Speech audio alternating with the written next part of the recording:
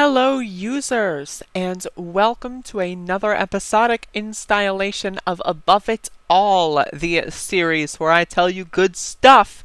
So I've covered the Massachusetts Senate race between Ed Markey and JK3, a little bit, but I don't live there, so it's like whatever. But I did see this advertisement, and I want to show, this because I think it's absolutely amazing, but I want to, underscore this with a recent poll that came out, and this is comparing February to August between Markey and Kennedy. So without leaners, meaning people that are leaning, this is people with clear support, 50 to 32, quite a good lead.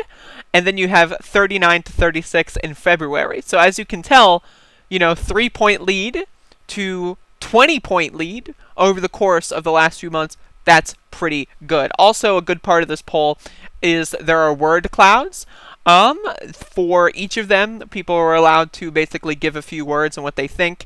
And, good, useless, whatever.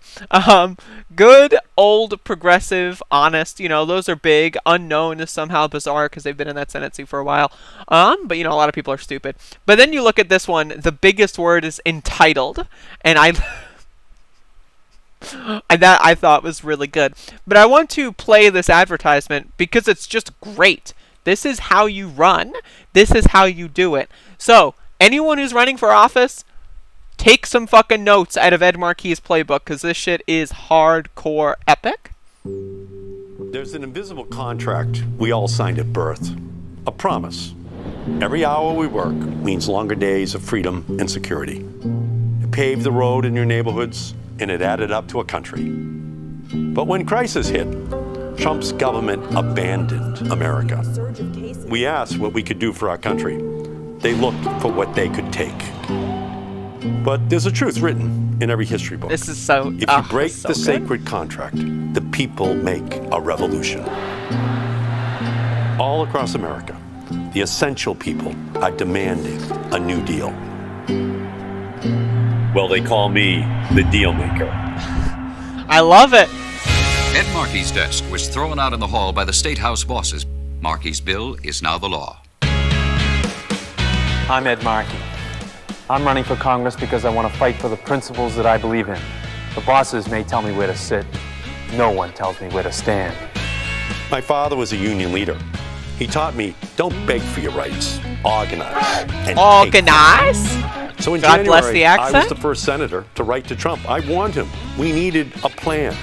I talked to the Democrats and the Republicans. I told them we've got to save the fishermen. A month later, we had $300 million for our fishing industry.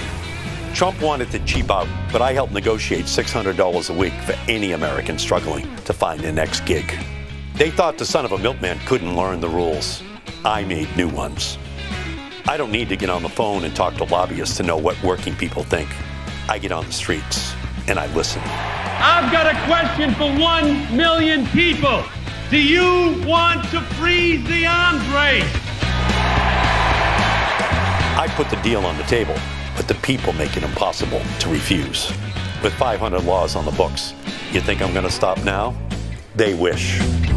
Green New Congresswoman Andrea Ocasio-Cortez and Senator Ed Markey introduced their Green New Deal to stop climate change and create millions of good jobs in the process. We got to absolutely crush Donald Trump in November. But if we're going to end this era of chaos, that won't be enough. We got to make sure President Biden signs the Green New Deal. We can't wait. You've got to have folks in the United States Senate who are willing to stand up for working people. That's who Ed Markey is. I need Ed Markey in the United States Senate. We asked what we could do for our country. We went out. We did it. With all due respect, it's time to start asking what your country can do for you.